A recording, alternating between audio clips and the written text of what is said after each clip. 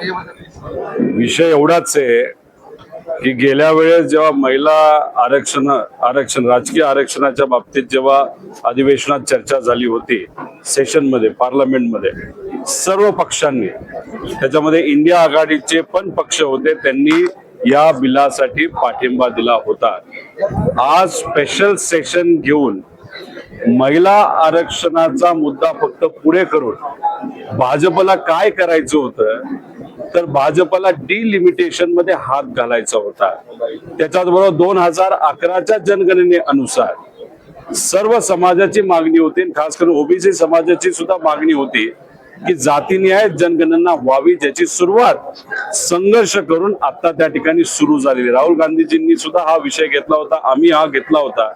आणि मग ती जनगणना होण्याआधीच डिलिमिटेशन करून तुम्ही जर आकडा खासदारांचा वाढवणार असाल तर अनेक समाजांवर अन्याय झाला असता. आणि याच्यातच 2029ला भाजपला कुठेतरी त्यांचा पराजय दिसायला लागला. म्हणून ज्या भागातून त्यांना जास्त मतदान येतं, उत्तर प्रदेश, बिहार, याच्यातून कुठेतरी आपल्याला खासदार जास्त आणून कसं तरी 29ला आपण सत्तेत यायचं, हा केविलवाला प्रयत्न भाजपकडनं त्या ठिकाणी केला जात होता असं आपल्याला म्हणावं लागेल. त्यामुळे आज जी चर्चा झाली ती चर्चा ऐकल्यानंतर महिला आरक्षणावर कोणालाही इंडिया आघाडीकडनं विरोध नव्हता, त्याचं स्वागतच आहे. आणि महाराष्ट्र खऱ्या अर्थाने त्याचं जनक आहे. महाराष्ट्रात पहिला निर्णय हा महिला आरक्षणाचा घेतला गेला होता. आदरणीय पवार साहेब त्यावेळेस मुख्यमंत्री होते आणि त्यानंतर इतर राज्यामध्ये तो स्वीकारला गेला होता लोकल बॉडीमध्ये. आणि इथं जेव्हा चर्चा होत असताना खरं डिलिमिटेशन मध्ये यांना त्या ठिकाणी हात घालायचा होता, जो त्यांना त्या ठिकाणी बाकी इंडियन आघाडींना योग्य वाटला नाही. उदाहरण घ्यायचं झालं तर महाराष्ट्रामध्ये खासदार हे 56% वाढत होते आणि बिहारमध्ये खासदार हे 66% वाढत होते. मग महाराष्ट्र 56% आणि बिहार आणि उत्तर प्रदेश 66 आणि 70% जर वाढणार असतील, मग कुठेतरी यांचा खेळ होता की आकडे अशा ठिकाणी वाढवावे ज्याच्यात मतदान भाजपला जास्त होईल. आणि डिलिमिटेशनचा अभ्यास तुम्हाला करायचा असेल तर आसामचा अभ्यास करा.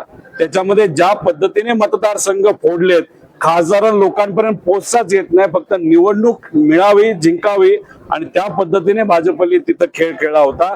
मी मनापासून सर्व लोक जे खासदार आहेत, ज्यांनी विधायक जे आहे ज्याच्यामध्ये डिलिमिटेशन हा खरा त्यांचा हेतू होता, या डिलिमिटेशनला विरोध केला आणि जातीय जनगणना करण्या अगोदरच ते डिलिमिटेशन आणि आकडेवारी वाढवण्याचा प्रयत्न जो भाजपचा होता तो हाणून पाडला.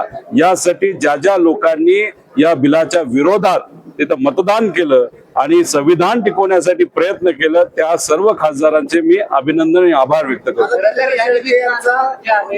इंडिया आघाडी महिलांच्या विरोधात एक असा देखील प्रोपगंडा आगामी काळात होऊ शकतो, कारण नरेंद्र मोदी बोलताना असं म्हणाले होते की तुम्ही आपले सगळे सगळ्यांनीच घ्या, मला एक भाजप या बाबतीत काय करू शकतं हे मी तुम्हाला सांगतो.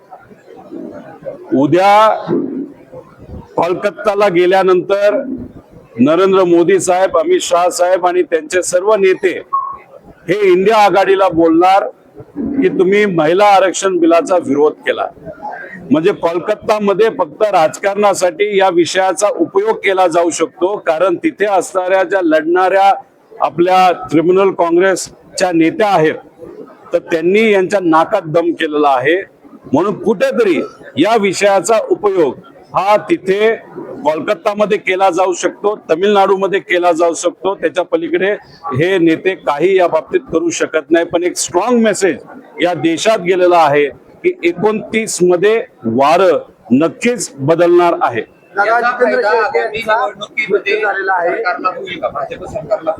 अजिबात होणार नाही.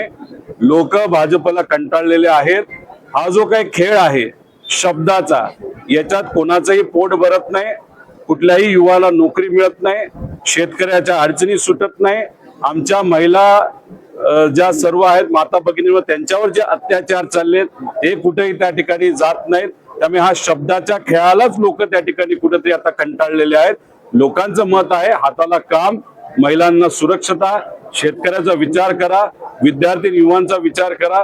एवढंच या महाराष्ट्रातल्या देशातल्या सामान्य नागरिकांचं मत आहे. त्यामुळे कुठेही या बाबतीतला परिणाम होणार नाही. फक्त भाजप मात्र याच्यावर 100% राजकारण करेल. पण लोकांना कळलेलं आहे इंडिया आघाडीचे सर्व पक्ष आहेत यांनी महिला आरक्षणाला विरोध केला नाही, पण डिलिमिटेशनला विरोध केलेला आहे. छुपा पद्धतीने कुठेतरी मतदारसंघ फोडून वेगळ्या पद्धतीचं राजकारण जे भाजप करणार होतं ते मात्र हाणून पाडलेलं आहे. दादा, अशोक खरातांचे जे सहकारी चेतन शेळके यांचा मृत्यू झाला आपल्या तो संशोधन वाटतं त्यांच्या पत्नीचा पण खरं तर ऍक्सिडेंट होणं, त्याच्यामध्ये एखाद्या व्यक्तीचा मृत्यू होणं, आज शेळकेंच्या बाबतीत आपण बघितलं ते स्वतः गाडी चालवत होते असं कळालंय. त्यांच्या पत्नी होत्या, मुलगा होता आणि त्याच्यामध्ये या दोघांचा म्हणजे पती आणि पत्नीचा मृत्यू झाला. मुलगा सिरियस आहे असं आम्हाला कळतंय. मुलगा त्यातून रिकव्हर होईल अशी अपेक्षा आपण सर्वजण करू. योगायोग बघा, खराताचं प्रकरण सापडलं जातं, त्याच्यामध्ये मोठ्या मोठ्या नेत्यांचे नावं बाहेर यायला लागतात. व्हिडिओ अनेक लोकांना मिळालेले आहेत, पण या काही लोकांनी, सत्तेतल्या लोकांनी फक्त सामान्य लोकांचेच व्हिडिओ प्रसिद्ध केलेले आहेत. मग हे व्हिडिओ असणं, काळी पूजा करणं, काळ्या पूजेच्या पाठीमागे कुठला तरी हेतू असणं, दादांचा ऍक्सिडेंट होणं, पैशाची उलाढाल मोठ्या प्रमाणात होणं, हवाला होणं, दादांचा ऍक्सिडेंट ज्या दिवशी झाला त्याच्या आदल्या दिवशी, त्या दिवशी आणि दुसऱ्या दिवशी खराताच्या बँक अकाउंट मध्ये मोठी आर्थिक उलाढाल होणं आणि देशाला सोडून बाहेर जाण्याचा प्रयत्न हा खरात त्या ठिकाणी करणं आणि खराताच्या आजूबाजूला सत्तेतले अनेक नेते त्या ठिकाणी असणं. त्यामुळे हे सगळे जे विषय ते इन्व्हेस्टिगेशनसाठी, तपासासाठी आपल्याला फार महत्वाचे आहेत. आणि त्याच्या आधी शेळकेचा जर मृत्यू होत असेल तर ह्याला योगायोग म्हणायचं का काय म्हणायचं. त्यामुळे या ऍक्सिडेंटचा तपास झाला पाहिजे असं आमच्या सगळ्यांचं मत आहे. आणि त्याच्याच बरोबर भोंदू बाबा खरात जे आहेत त्यांना उद्या जाऊन सुरक्षता वाढवा, नाही तर उद्या जाऊन हे बोलायला बसलेत की सुसाईड केलं, खरात गेला, त्याचा एन्काउंटर केला, खरात गेला. मग ह्याचे जे पुरावे होते आर्थिक, शेळके जे बिझनेस बघायचे, आर्थिक सगळ्या गोष्टी खरातांचे हे शेळके बघायचे, आज तेच नसतील तर आता प्रश्न कोणाला करायचा. आता बघा, मग आता हे विषय आम्हाला असं वाटत होतं शेळकेच चालवत होते. आता ड्रायव्हर जर चालवत होता आणि ड्रायव्हरने आधीच उडी मारली असेल, मग आता ड्रायव्हरला धरलं पाहिजे. का तो असं केलं, कशामुळे झालं, का तो पळून गेला, कुणी तो, नाही तर उद्या जाऊन ड्रायव्हरचा सुद्धा मृत्यू देह आपल्याला कुठेतरी त्या ठिकाणी मिळेल. कारण का ड्रायव्हर जर तो करणारा व्यक्ती असेल, ऍक्सिडेंट करणारा, त्यातून तो उडी मारून पळून जात असेल, खरं खोटं आपल्याला बघावं लागेल. आणि त्याच्यात उद्याच ड्रायव्हर जर सापडला नाही, आपल्याला कळणार नाही, उद्या ड्रायव्हरचा मृत्यूदेह जर आपल्याला सापडला तर त्यात आश्चर्य वाटायला नको. म्हणजे ही कॉन्स्पिरसी आहे का असं काय आता विश्लेषकांचं म्हणणं आहे. त्यामुळे इन्व्हेस्टिगेशन करा, खरं काय ते बाहेर आलं पाहिजे. कारण या लोकांकडे पुरावे खूप आहेत. त्यामुळे हे पुरावे बाहेर येऊन कुठेतरी लोकांना खरं काय ते समोर आलं पाहिजे. जे विरोधात आहेत त्यांच्याकडे एवढी ताकद नाही. जे सत्तेत आहेत त्यांच्यामधलं कोण हे आपल्याला बघावं लागेल. आम्ही विरोधात असताना आमच्या दादांना न्याय देण्यासाठी, साधा FIR करण्यासाठी आम्हाला दुसऱ्या राज्यात आणि इथं VSRच्या विमानं आता सुद्धा धडधडीत वापरली जातात. दादांचा ऍक्सिडेंट झाल्यानंतर VSRला आतापर्यंत 100 कोटी रुपये तिथं दिले जातात. आम्ही तपास करत असताना या गोष्टीचा तपास तुम्ही करा अशी विनंती करून सुद्धा त्याच्या पद्धतीने तपास होत नाही. विरोधकांना एवढी ताकद नाही या गोष्टी करायची. सत्ताधाऱ्यांपैकी कुणी केलं हे जर सगळ्यांच्या मनामध्ये शंका असेल तर याचा तपास मात्र त्या ठिकाणी झाला पाहिजे. मुख्यमंत्री देवेंद्र फडणवीस यांच्या सांगता सभा होत असताना ती महायुतीची सभा आहे. मी इथं प्रचाराला, महायुतीच्या प्रचाराला आलेलो नाही.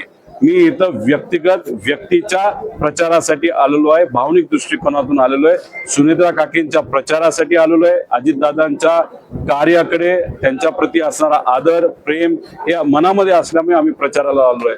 त्यामुळे सांगते सभेला तिथं अनेक चिन्ह असतील, अनेक मोठे नेते असतील, त्या छोट्या कार्यकर्त्याचं काय. त्यामुळे बोलवलं तरी आणि नाही बोलवलं तरी त्या सभेला मी तरी त्या ठिकाणी नसेल. पण माझ्या पद्धतीने माझा परिवार असेल, माझे मित्र परिवार असतील, कार्यकर्ते असतील, यांच्या माध्यमातून सुनेत्रा काकींची लीड कमीत कमी 2,40,000 ते 2,50,000 कशी असेल आणि या देशातला एक इतिहास लीडचा हा बारामतीकर कसे करतील यासाठी फुल नाही तर फुलाची पाकळी म्हणून मी या ठिकाणी प्रयत्न करत आहे.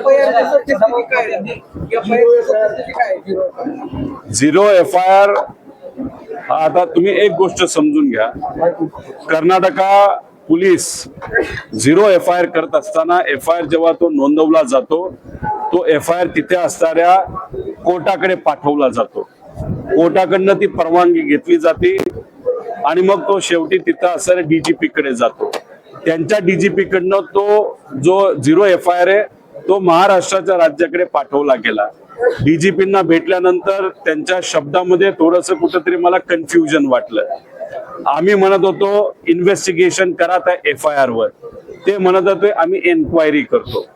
इन्व्हेस्टिगेशन आणि एन्क्वायरी याच्यामध्ये शाब्दिक खूप मोठा फरक आहे.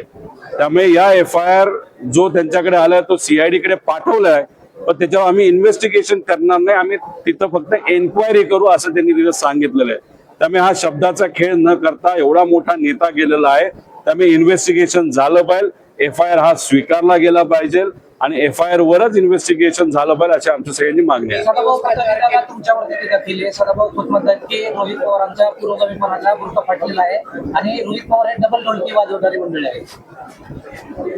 योग्य व्यक्तीबद्दल तुम्ही विचारलं असतं तर मी उत्तर दिलं असतं. दुसरं कोणाचा प्रश्न असेल तर मला विचारा. दादा उद्धव सरच्या दौऱ्याचं फलित काय, लोकांचा संपर्क, तिथं जाऊन लोकांना भेटून लोकांच्या मनामध्ये असणारे जे दुःख आहे ते हलकं करण्याचा प्रयत्न आम्ही करत होतो.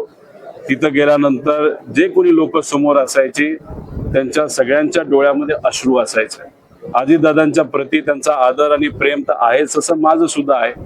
मी तिथं प्रचार करून काही वेगळं होणार नव्हतं, पण शेवटी विनंती पवार परिवाराकडनं करणं ही आमची जबाबदारी आहे. त्यामुळे तिथं असणाऱ्या बारामतीकरांनी तर ठरवलेलं आहे, पण बारामतीकरांकडे जाऊन विनंती करणं पवार कुटुंबियाच्या वतीने ही आमची जबाबदारी आहे. त्या अनुषंगाने आम्ही तिथं गेलो आणि हे सगळं केल्यानंतर एक मात्र गोष्ट इथं सांगतो, जे कुठलं मतदान होईल त्यातलं 97 ते 98% मतदान हे सुनेत्रा काकींना होणार आणि त्यांची लीड इतिहासामध्ये कधी एवढी लीड कोणाला मिळाली नाही. एवढी लीड ही सुनेत्रा काकींना लोक अजितदादांच्या कार्याकडे बघून 100% देतील एवढा विश्वास मात्र या 3 दिवसामध्ये प्रचार केल्यानंतर 60-70 गावामध्ये गेल्यानंतर त्या ठिकाणी मला वाटतो. विधान परिषदेमध्ये उद्धव ठाकरेंना भाजपमध्ये आला. उद्धव ठाकरे साहेबांच्या पक्षाने पवार साहेबांना पाठिंबा दिला, पवार साहेबांना मदत केली, काँग्रेसनी मदत केली व त्याच्याच बरोबर तसं बघितलं तर सत्तेतले काही जे पक्ष होते त्याच्यामध्ये खास करून एकनाथ शिंदे साहेबांनी मदत केली. भाजपली सुद्धा उमेदवार दिला नाही, एकनाथ शिंदे साहेबांनी उमेदवार दिला नाही, पण याच्यामध्ये सगळ्यात जास्त मदत इंडिया आघाडीकडनं नाहीतर महाविकास आघाडीकडनं उद्धव ठाकरे साहेबांची झाली आणि काँग्रेसची झाली. त्यामुळे उद्या जाऊन उद्धव ठाकरे साहेब जर MLC साठी उभे राहतील तर डोळे झाकून त्यांना मदत आमच्या पक्षाकडनं होईल असं कार्यकर्ता म्हणून त्या ठिकाणी मला वाटतं. जो कुठला निर्णय असेल तो काँग्रेस, उद्धव ठाकरे साहेबांचा पक्ष आणि आमचा पक्ष आणि आमचे नेते एकत्रित बसून योग्य निर्णय त्या ठिकाणी घेतला जाईल.